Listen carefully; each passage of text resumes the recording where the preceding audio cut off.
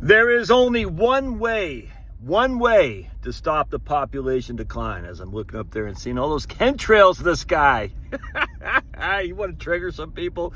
Say there's chemtrails and watch all these guys say, oh, they're contrails, man, they're contrails. Dude, I don't even care. I just find it funny. All the people like, oh, you're crazy. Dude, if you want to trigger some boomers, say we never went to the moon and say there's chemtrails in the sky. Oh, dude, it's fun. I don't care. Because the idea, even if they were chemtrails, what are you going to do about it? Nothing. Just freaking live your life, dude. My goodness. Well, look, the conspiracy people, of which I'm one, they drive me crazy too. They're going to get us. I'm like, just freaking live your life, for heaven's sake. It's okay to have fun. It's okay to laugh. This is what I always say. It's like, well, I got to protect my privacy. They're going to come get me. If they want you, they're going to get you. There's nothing you can do about it, man. If they want you, whoever they are, I don't care. Anyway, I just find, dude, it's so funny, man. Triggering the boomers who get all, how dare you? And then triggering the conspiracy theorist people like, oh, they're going to. I'm like, dude, my goodness, it's funny. Anyway, just have a good time. Maybe these people should get on the Lexapro like I'm on. But they're big pharma. Yeah, and the big pharma can create good products. Living well through chemistry, man.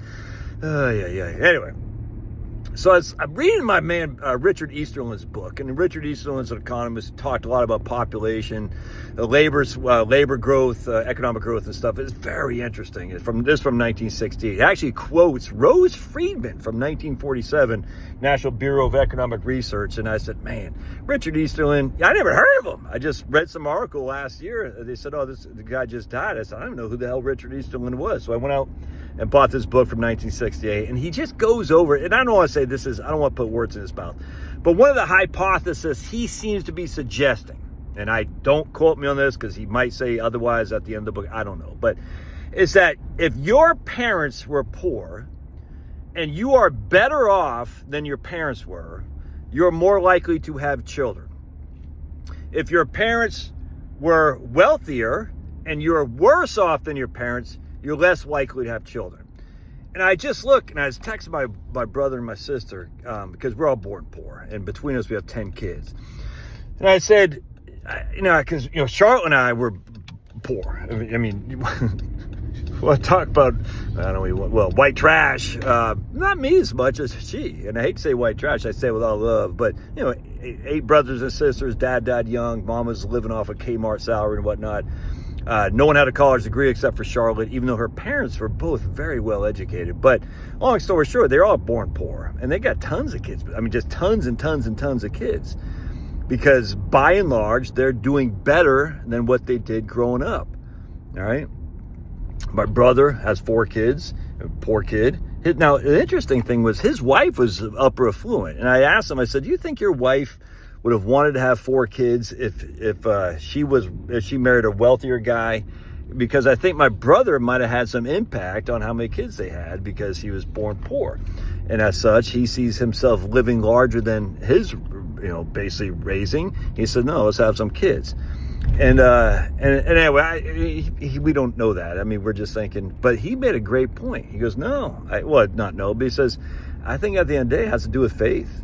I said, dude, I didn't think, and I get there's a lot of unfaithful people or not lack of faith who have kids. I get that. But at the end of the day, the lack of faith, because I was thinking in Europe and then China and whatnot, I mean, the kids coming up today certainly are better off, especially in Eastern Europe, than they are in their parents' time. I mean, no way you can't say Estonia and Poland that the kids coming up today are worse off than their parents were after suffering under communism. You see what I'm saying? And yet they're not having any kids.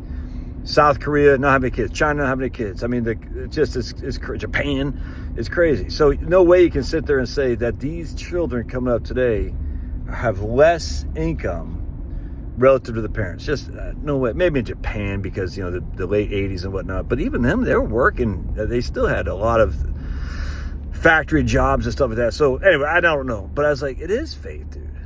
A lack of faith leads to a lack of children, leads to more consumption because you're more narcissistic, when you have faith, you don't see the future through your narcissistic lens. You see the future for the God's creation. You know what I'm saying? Live long and prosper. Who said that? Was that like Star Trek or R2D2, whatever it is? But what did God say? Populate. I can't remember. But anyway, in the Bible, there's something about prosperous, and I can't remember. Anyway, but when you have faith, you're more inclined to be less narcissistic. I absolutely believe that. Now, there's idiots in the prosperity gospel. I get all that stuff. But I think with faith, you're more inclined to be less narcissistic and more inclined to say, hey, I got to populate the earth because that's what I'm supposed to do as a Christian man. I got to say, hey, man, we got to keep the faith. And it hit me like a ton of bricks. I'm not sure Richard Easterling was going to talk about this, but we go back to the baby boom and the baby bust. The baby bust was the hippies essentially coming along. You know, like I was born in the middle of the baby bust, and they had lost a lot of their faith. You know what I'm saying? And as such, they had lost children. The baby boom was they had a lot of faith because, well, essentially when times get tight, you turn to God, man. And that's why Jesus talks about, you know, a rich man getting to heaven and whatnot, and through the eye of a needle, camel and all that is because when you have money, you don't need God. I mean, we know you need God, but you don't think you need God because, like, oh, I got it good, man. I'm doing fine. It's the poor, the weak, the meek will inherit the earth. The poor who have the most righteous in terms of their faith journey. Now, you could say it's a crutch. That's fine. I got a crutch. Yeah, doggone right, I need a God as my crutch. Without God, I am nothing, man. I'm just a pawn scum. And I'm not pawn scum. I'm a human being made in God's image, and you are too. And as such, you need that crutch called God, 100%, and his son, Jesus Christ, unequivocally. You need him. Now, what if we're wrong? Well, I guess we'll find out later. But if we're wrong, we're wrong. We don't know. But if Jesus didn't rise from the dead, then Christianity is wrong, unequivocally. Everyone knows that. But if Jesus did rise from the dead, doesn't that mean something?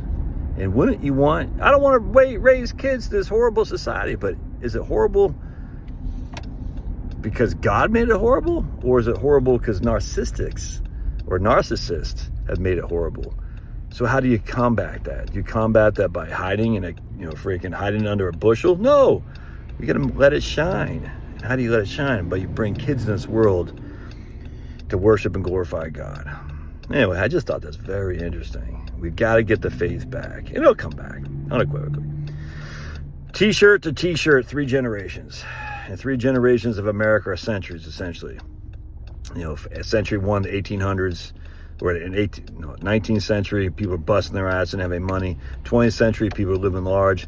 We're at the back end of the 20th century of living large, and we're going to go back, I truly believe this, to a more, less prosperous society and more going back to working as opposed to going back to luxury. I really believe that. So T-shirt to T-shirt, 3 generations.